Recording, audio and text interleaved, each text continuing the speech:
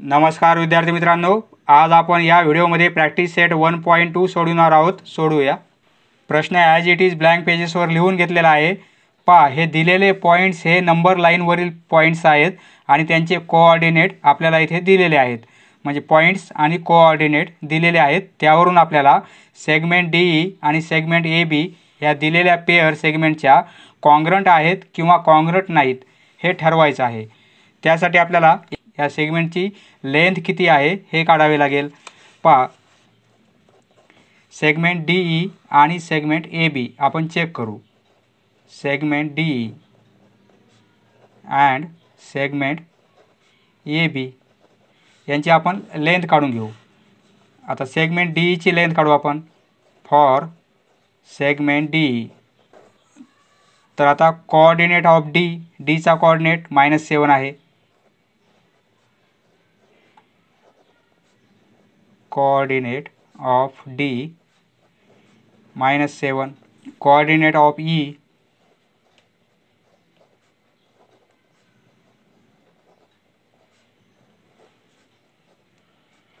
Icha coordinate 9 आहे. पहा, येथे 9 ग्रेटर आहे -7 पेक्षा.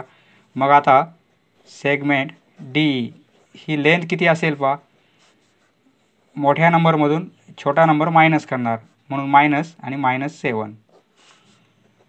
9 हे प्लस होतील, मायनस मायनस प्लस होईल. 9 + 7 म्हणजे 16. म्हणजे सेगमेंट डी ई किती लांबीचा असेल? 16 युनिटचा असेल. आता सेगमेंट डी ई काढला आपण. Segment A B. For segment A B, A बीची लेंथ काढू आपण किती असेल. कोऑर्डिनेट ऑफ ए आणि कोऑर्डिनेट ऑफ बी. पहा, एचा कोऑर्डिनेट -3 आहे आणि बीचा 5 आहे. -3 आणि 5. येथे 5 ग्रेटर आहे -3 पेक्षा. त्यामुळे आपण 5 मधून -3 मायनस करणार. म्हणजे सेगमेंट ए बी किती लांबीचा असेल? पहा, 5 मधून आपल्याला मायनस करावं लागेल -3. मोठ्या नंबरमधून छोटा नंबर मायनस केला. मायनस मायनस प्लस होतील 3 म्हणजे काय होईल? 8. पहा, सेगमेंट ए बीची लेंथ मिळाली आपल्याला 8 आणि सेगमेंट डी ईची लेंथ मिळाली 16. आता फ्रॉम 1 and 2 या व्हॅल्यू इक्वल नाहीत, त्यामुळे हे दोन्ही सेगमेंट कॉन्ग्रंट नाहीत. फ्रॉम 1 and 2 म्हणजे 16 not equal to 8. Therefore segment D E not equal to segment A B. म्हणजेच काय? इक्वल नाहीत म्हणजे कॉन्ग्रंट नाहीत. Therefore segment D E and segment A B are not congruent. Next, नंतर segment B C आणि segment A D congruent आहेत का नाही हे चेक करण्यासाठी सर्वप्रथम हे किती लेंथचे आहे, त्यांची लांबी काय आहे ही आपल्याला काढावी लागेल. त्यासाठी कोऑर्डिनेट दिलेले आहेत. फॉर सेगमेंट बी सी, बी सीसाठी आपण काय करणार? बीचा कोऑर्डिनेट आणि सीचा कोऑर्डिनेट. कोऑर्डिनेट ऑफ बी. पहा, बीचा कोऑर्डिनेट 5 आहे आणि सीचा कोऑर्डिनेट 2 आहे. 5 ग्रेटर आहे 2 पेक्षा. सेगमेंट बी सी काय असणार आहे? 5 - 2 म्हणजे 3. सेगमेंट बी सीची लेंथ किती असेल? 3 1. त्याप्रमाणे for segment A D, A डीची लेंथ काढू आपण. Coordinate of A. पहा, एचा कोऑर्डिनेट -3 आहे, डीचा -7 आहे. -3 आणि -7. -3 आणि -7 या दोन नंबरमध्ये -3 ग्रेटर आहे -7 पेक्षा. ए डीची लेंथ किती होईल पहा, -3मधून मायनस करावे लागेल आपल्याला, -7 बरोबर आहे. म्हणजे -3 हे मायनस आणि हे मायनस म्हणजे प्लस होतील 7 -3 म्हणजे 4. Suppose 2 number segment A D length मिळाली आपल्याला 4 आणि ही मिळाली 3, म्हणजे फ्रॉम 1 अँड 2 व्हॅल्यू इक्वल नाहीत. याचा अर्थ सेगमेंट इक्वल नाहीत, कॉन्ग्रंट नाहीत. From 1 and 2 3 not equal to 4. Therefore segment B C not equal to segment A D. त्या व्हॅल्यू जर इक्वल आल्या असत्या तर हे सेगमेंट कॉन्ग्रंट आले असते, परंतु व्हॅल्यू इक्वल नाहीत, त्यामुळे हे सेगमेंट कॉन्ग्रंट नाहीत. Therefore segment B C and segment A D are not congruent, एकरूप नाहीत. नेक्स्ट पहा, नंतर आपल्याला सेगमेंट बी आणि सेगमेंट ए डी हे चेक करायचे आहेत. तर सेगमेंट बी आपण लेंथ किती आहे कॅल्क्युलेट करू. त्यासाठी कोऑर्डिनेट ऑफ बी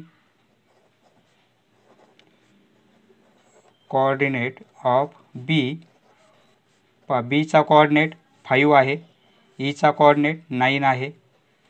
कंपेअर करू आपण 9 आणि 5 मध्ये, तर 9 ग्रेटर आहेत, त्यामुळे सेगमेंट बी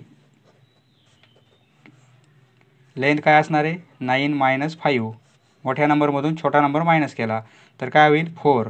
म्हणजे सेगमेंट बी 4 युनिट्स लेंथचा असेल. त्याप्रमाणे segment A D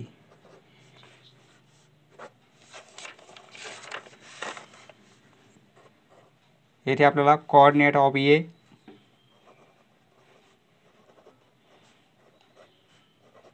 coordinate of D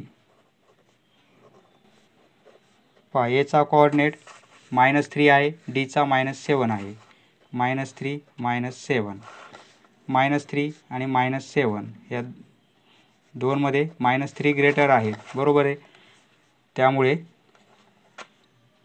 segment A D -3मधून आपल्याला छोटा नंबर मायनस करावे लागेल, तर काय होईल -3 मायनस प्लस होतील 7, म्हणजे काय होईल 4. सेगमेंट ए डी किती लांबीचा आलेला आहे 4चा, आणि सेगमेंट बी 4च आहे. फ्रॉम 1 अँड 2 व्हॅल्यू इक्वल आहे, त्याचा अर्थ या दोन्ही सेगमेंटची लेंथ इक्वल आहे, म्हणजे ते कॉन्ग्रंट आहेत. फ्रॉम 1 अँड 2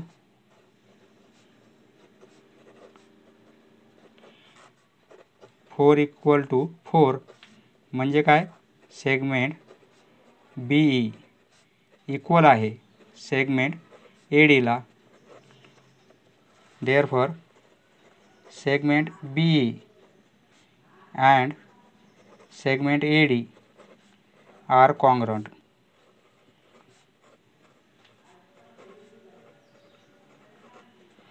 नेक्स्ट दुसरा प्रश्न मित्रांनो खूप सोपा आहे, आपल्याला तोंडी पण सांगता येईल.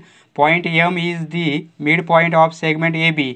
एखादा सेगमेंट ए बी असेल आणि त्या सेगमेंटचा मिड पॉईंट आहे, म्हणजे सेंटर पॉईंट एम आहे, आणि आपल्याला ए बीची लेंथ दिलेली आहे. ही total length from A to B 8 unit आहे.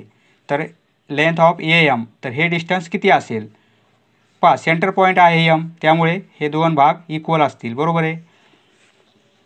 म्हणजे ही लेंथ किती होईल, याच्या हाफ होणार आहे ए बीच्या, म्हणजे 4 येणार आहे. M is a mid point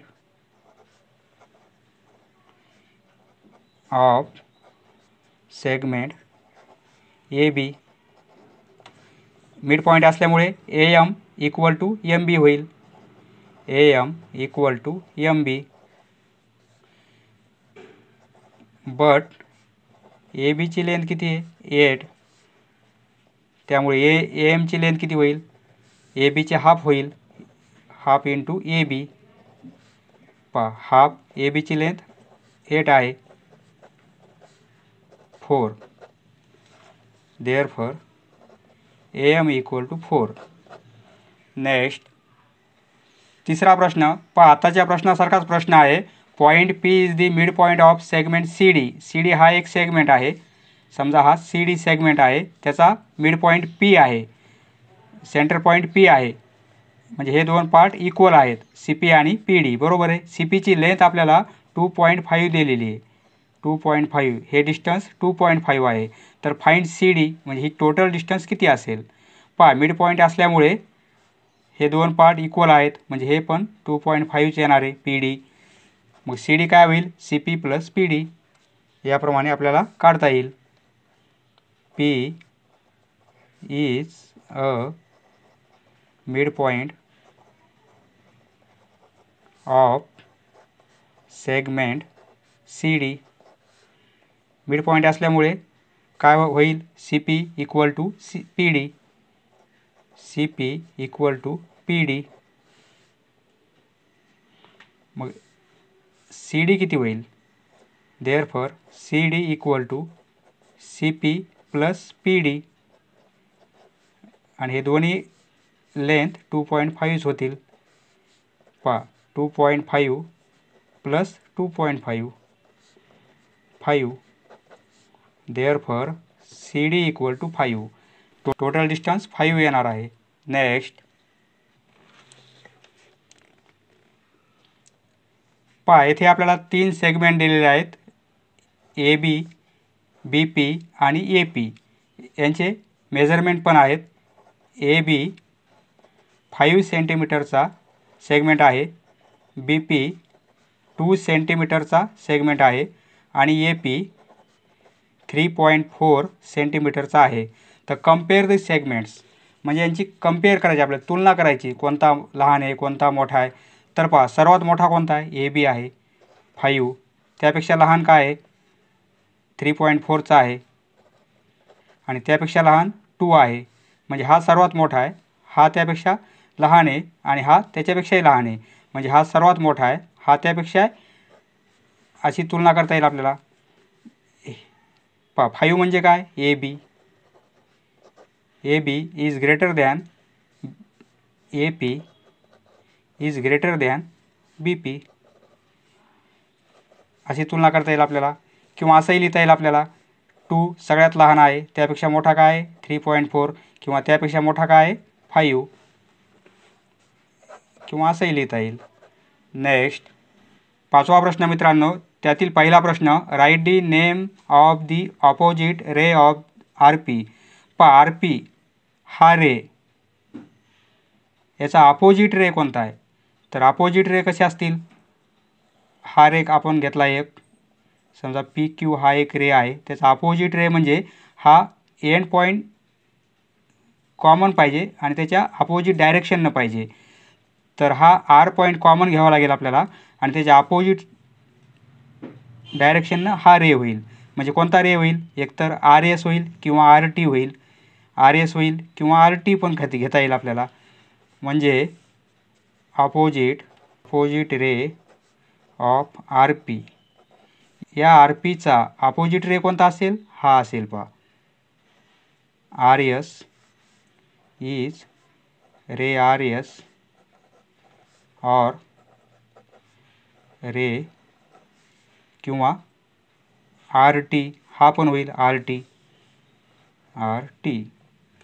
next यातील दुसरा प्रश्न आहे, write the intersection of ray PQ and ray RP. पहा, PQ रे म्हणजे हा रे होईल आणि रे RP रे म्हणजे हा रे होईल. पहा, R आणि P. तर यांचं इंटरसेक्शन घ्यायचं आपल्याला. यांचा इंटरसेक्शन सेट कोणता असेल. पहा, इंटरसेक्शन सेट म्हणजे काय, त्यामध्ये कॉमन असणारे एलिमेंटचा सेट होतो. समजा A हा एक सेट आहे, त्या सेटमध्ये आपण सेट या चॅप्टरमध्ये पाहिलेलं आहे आपण.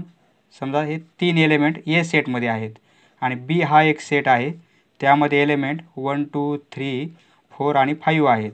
यांचं आपल्याला इंटरसेक्शन घ्यायचं या दोन सेटचं. तर आपण कसं घेणार, पहा, हा A सेट आणि हा B सेट, कॉमन एलिमेंट काय आहेत, येथे 4 आहे, येथे 4 आहे, येथे 2 आहे, येथे 2 आहे. म्हणजे कॉमन एलिमेंट ह्या दोन्ही सेटमध्ये आहे 2 आणि 4. फक्त येथे 6 येईल आणि येथे काय येईल मग 1 3 आणि 5. म्हणजे या सेटमध्ये 2 4 आहे आणि या पण सेटमध्ये 2 4 आहे. ह्या दोन्ही सेटमध्ये 2 आणि 4 हे कॉमन आहेत. त्याप्रमाणे येथे काय होईल, हा पी क्यू रे म्हणजे पी पासून सुरू झाला आहे पुढे कंटिन्यू आहे आणि आर क्यू रे आर पासून सुरू झाला आहे पुढे कंटिन्यू आहे. मग यामध्ये कॉमन काय आहे ते पहा, फक्त एवढा पार्ट कॉमन नाही. नंतर पी पासून दोन्ही रेमध्ये सर्व पॉईंट्स येतील, बरोबर आहे. फक्त एवढाच पार्ट कॉमन नाही. म्हणजे एवढा पार्ट कॉमन आहे, पी पासून सुरू होणारा रे कंटिन्यू आहे म्हणजे या पण रेवर सगळे पॉईंट येतील हे आणि या पण रेवर आहे. म्हणजे पी क्यू रे काय असेल, इंटरसेक्शन असेल त्या दोन्ही रेचा कॉमन पार्ट. म्हणजे काय होईल, पी क्यू रे होईल. Ray P Q is the intersection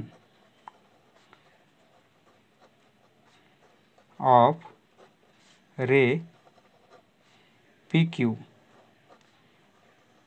and ray RP. हा RP रे जे आर पासून सुरू झालेला पुढे कंटिन्यू आहे आणि PQ रे पी पासून सुरू झालेला आहे. पण दोन्हीमध्ये कॉमन काय येईल, ह्या पॉईंटपासून पुढचे सर्व पॉईंट ह्या दोन्ही रेमध्ये येतील कॉमन. त्यामुळे पी क्यू रे इंटरसेक्शन असेल. Next, write the union set of ray P Q. Ray P Q आणि रे क्यू आर यांचा युनियन सेट घ्यायचा आपल्याला. रे पी क्यू म्हणजे पी पॉईंटपासून सुरू झालेला आहे पुढचा कंटिन्यू रे, हा पी क्यू रे होईल. आणि रे क्यू आर म्हणजे क्यूपासून सुरू झालेला आहे पुढे इकडे कंटिन्यू आहे. पहा पी पासून सुरू झालेला आहे पुढे कंटिन्यू आहे. हा रे कोणता होईल, क्यू पी होईल आणि हा होईल पी क्यू. तर आता यांचा युनियन घ्यायचा आपल्याला, युनियन सेट. युनियन सेट कसे असतात आपण सेट चॅप्टरमध्ये पाहिलेले. समजा हा एक सेट आहे ए सेट, त्यामध्ये एलिमेंट 2 4 6 घेऊ आपण आणि बी सेटचे एलिमेंट 1 2 3 4 आणि 5 हे एलिमेंट घेऊ. तर पहा यांचा युनियन सेट घ्यायचा आपल्याला, ए आणि बी. ए बी कॉमन कोणते आहेत, 2 आणि 4 कॉमन आहेत दोन्ही सेटमध्ये. ते कॉमन एलिमेंट आपण येथे लिहिणार कारण दोन्ही सेटमध्ये आहेत. मग येथे 6 उरलेला आहे, येथे 1 3 5 उरलेले आहेत. या सेटचे 1 3 5 एलिमेंट उरलेले आहेत. पहा आता यांचा युनियन सेट जर घेतला तर युनियन सेटमध्ये एलिमेंट कोणते येतील, हा पण येईल, 6 पण येईल, हे पण येतील 2 आणि 4 आणि हे पण येतील 1 3 5. फक्त हे कॉमन एलिमेंट एकच टाईम येतील. पहा म्हणजे हे एलिमेंट आणि हे एलिमेंट म्हणजे काय, यांचा युनियन सेट होईल. म्हणजे ए युनियन बी याप्रमाणे सेट होईल. सेटचे आपण सर्व व्हिडिओ केलेले आहेत, तरी सेटचे व्हिडिओ पहा म्हणजे तुमच्या लक्षात येईल. म्हणजे पहा आता हे दोन रे आपल्याला पी क्यू रे आहे म्हणजे पीपासून इकडे वाढत जाणारा आणि रे क्यू आर क्यूपासून इकडे वाढत जाणारा हा क्यू आर समजा आणि हा पी क्यू आहे. आता यांचं युनियन घ्यायचं आहे आपल्याला म्हणजे लाईन होईल कारण पीपासून पुढे आहेत आणि क्यूपासून इकडे पुढे आहेत म्हणजे लाईन होईल आपली.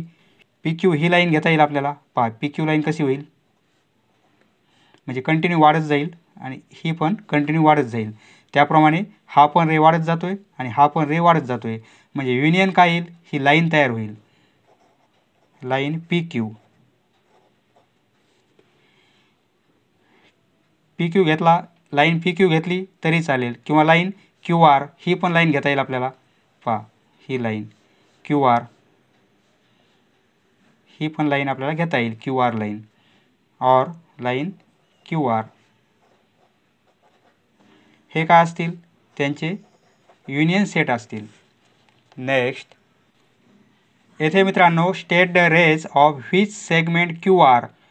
क्यू आर हा सेगमेंट पहा, क्यू आर म्हणजे क्यू पासून आर पर्यंतचा हा सेगमेंट क्यू आर, हा सेगमेंट कोणत्या रेचा सबसेट आहे. आता सबसेट म्हणजे काय, समजा ए हा सेट जर असेल आणि त्यामध्ये एलिमेंट 2 आणि 4 आहेत आणि बी हा दुसरा सेट आहे त्यामध्ये एलिमेंट 1 2 3 4 5 आहे समजा. पहा हे दोन्ही पण एलिमेंट या सेटमध्ये आहेत 2 आणि 4. म्हणजे काय, एचे सर्व एलिमेंट बी या सेटमध्ये आहेत, म्हणजे ए हा सबसेट आहे बीचा, म्हणजे ए सबसेट आहे कशाचा, बीचा. ए हा सबसेट आहे बीचा, म्हणजे एचे सर्व एलिमेंट या सेटमध्ये आहेत. आता त्याप्रमाणे पहा, जर आपण येथे हा रे घेतला, आपण रे कंटिन्यू एका साईडला वाढत जातो, बरोबर आहे. क्यू पी रे घेतला, किंवा आपण हा क्यू आर रे घेतला, किंवा आपण हा रे घेतला क्यू एस, तर हा सेगमेंट ह्या तिन्ही पण रेमध्ये येईल. पहा, क्यू आर सेगमेंट त्याची लेंथ एवढीच आहे, परंतु हा क्यू आर रे कंटिन्यू एक्सटेंड होत जातो, म्हणजे हा सेगमेंट या रेमध्ये पण आहे, या रेमध्ये पण येईल आणि या रेमध्ये पण येईल. म्हणजे आपण हा सेगमेंट सबसेट होईल. जेथे याप्रमाणे याचे दोन्ही एलिमेंट या सेटमध्ये आले, तर याप्रमाणे येथे या सेगमेंटचे सर्व पॉईंट या रेवर असतील, या पण रेवर असतील, किंवा या पण रेवर असतील. म्हणजे segment Q R is a subset of ray R Q पण घेता येईल आपल्याला, आरपासून पुढे वाढत जाणारा रे आर क्यू घेता येईल, रे एस क्यू पण घेता येईल. पहा, हे पण घेतोय रे मी, रे टी एस पण घेता येईल, कारण पुढे वाढत गेला तर हा सेगमेंट त्यामध्ये इन्व्हॉल्व होऊन जाईल. किंवा या साईडचे रे क्यू आर घेता येईल,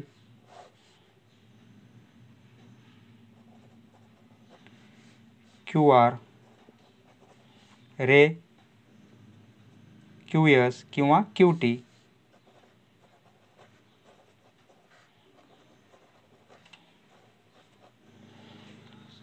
म्हणजे या सेटचा तो सबसेट होणार आहे, या सेटचा सेगमेंट तो सबसेट होणार आहे. Next, write the pair of opposite rays with common end point R. R point आपला एंड पॉईंट घ्यायचा आहे आणि रे कोणते ते सांगायचं आहे.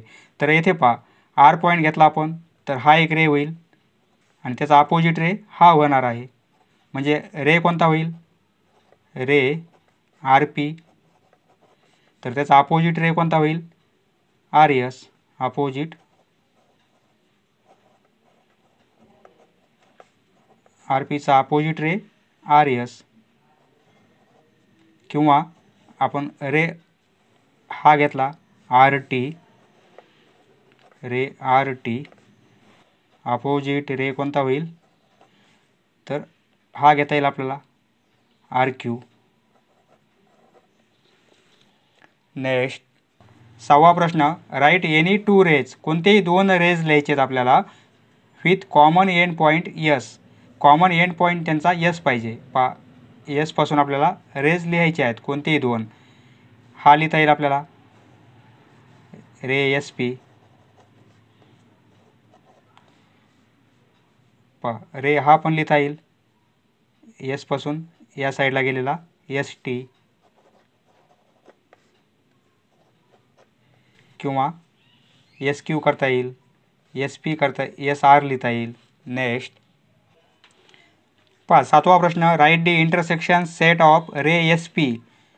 एस पी रे हा रे होईल आणि रे एस टी हा रे होईल. यांचा इंटरसेक्शन सेट घ्यायचा आपल्याला. इंटरसेक्शन म्हणजे फक्त कॉमन असणार आहे. पहा, हा रे एस टी आहे, म्हणजे एसपासून सुरू झालेला आहे, टीकडे वाढलेला आहे, आणि रे एस टी एसपासून सुरू झाला आहे, टीकडे वाढलेला आहे, आणि एस पी एसपासून सुरू झाला आहे आणि पीकडे वाढलेला आहे. म्हणजे यांच्यामध्ये कॉमन कोणता पॉईंट आहे, फक्त एकच पॉईंट आहे कॉमन हा. बाकी मग दुसरे पॉईंट कोणतेच कॉमन नाहीत, दोन्ही पॉईंट वेगवेगळ्या दिशेला आहेत, फक्त एकच पॉईंट कॉमन आहे. म्हणजे इंटरसेक्शन सेट यांचा कोणता होईल, फक्त पॉईंट एस होईल. The intersection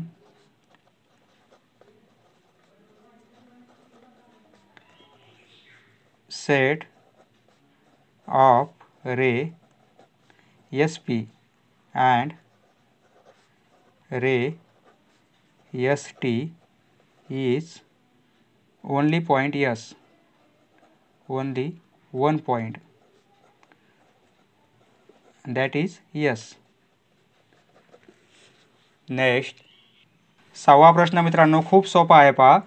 state the points which are equidistant from point B. या बी पॉईंटपासून समान अंतरावर असणारे पॉईंट कोणते आहेत? पहा समान अंतरावर हा पण पॉईंट आहे आणि हा पण पॉईंट आहे, म्हणजे हा लेफ्टला आहे हा राईटला आहे, परंतु ह्या पॉईंटला नेम्स नाहीत, त्यामुळे आपण हे सोडून देऊ. पहा ए आहे आणि सी आहे. ए आणि सी, ए होईल आणि सी पण होईल, इक्विडिस्टन्सवर आहेत. त्याप्रमाणे पहा हा डी पण होईल, कारण पहा येथे 0 येथे 1 घेऊ आपण, येथे 2 येथे 3 4 तर येथे 5 आहे. येथे -1 होईल, -3 होईल, -4 होईल. याप्रमाणे आता पहा बी पासून 1 2 3 4 वर आहे 6 बरोबर आहे. त्याप्रमाणे बी पासून 1 2 3 4 वर पी आहे, म्हणजे डी आणि पी हे दोन्ही पण पॉईंट बी पासून समान अंतरावर आहेत, इक्विडिस्टंट आहेत.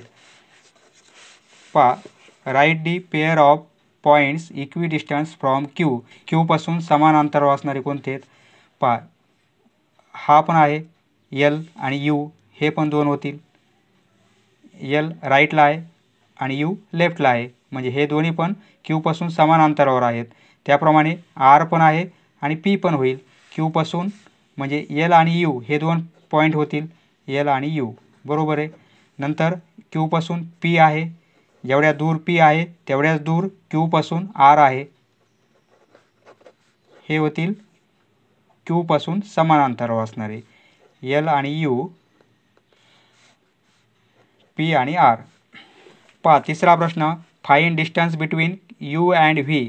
डिस्टन्स आपल्याला काढायचे यू आणि व्ही मधलं. त्यासाठी यूचा कोऑर्डिनेट घेऊ आपण. कोऑर्डिनेट ऑफ यू, यूचा कोऑर्डिनेट -5 येईल. Coordinate of V equal to व्हीचा कोऑर्डिनेट 5 आहे. पहा 5 आणि -5 यामध्ये 5 ग्रेटर आहे, म्हणजे distance between you and V किती येईल? 5 मधून आपल्याला -5 मायनस करावे लागतील, तर 5 मायनस प्लस होईल 5, म्हणजे काय येईल 10. हे डिस्टन्स किती असेल? यू व्हीचं 10 असणार आहे. पहा मोजून पहा 10 येईल. 1 2 3 4 5 6 7 8 9 10, म्हणजे यू पासून 10 डिस्टन्सवर व्ही आहे. त्याप्रमाणे तुम्हाला मित्रांनो पी सी, व्ही बी आणि यू एल हे डिस्टन्स काढता येतील. पहा पी सीचं काढायचं असेल तर पीचा कोऑर्डिनेट -2 आहे आणि सीचा कोऑर्डिनेट 4 आहे. पहा येथे 4 ग्रेटर आहे -2पेक्षा, म्हणजे काय होईल? डिस्टन्स मोठ्या नंबरमधून छोटा नंबर मायनस करावा लागेल, म्हणजे काय होईल 6. हे डिस्टन्स किती येईल? 6 येईल. त्याप्रमाणे हे डिस्टन्स किती येईल व्ही बीचं? पहा व्ही बी, व्हीचा कोऑर्डिनेट 5 आहे आणि बीचा कोऑर्डिनेट 2 आहे. 5 ग्रेटर आहे 2पेक्षा, म्हणजे आपण 5 मधून 2 वजा करणार, तर काय होईल 3. हे डिस्टन्स 3 येईल. नंतर यू एल, यूचा कोऑर्डिनेट किती आहे? -5. एलचा किती आहे? -3. -3 ग्रेटर आहेत, म्हणजे आपल्याला -3 मधून मायनस करावे लागतील -5, तर काय होईल? +5 होतील, म्हणजे काय होईल 2. पहा यू आणि एल, यू आणि एल यामध्ये डिस्टन्स किती आहे? हे 1 आणि हे 2, हे 2 आलेलं आहे. समजलं मित्रांनो? धन्यवाद. पुढचा व्हिडिओ पाहण्यासाठी चॅनल सबस्क्राईब करा. धन्यवाद.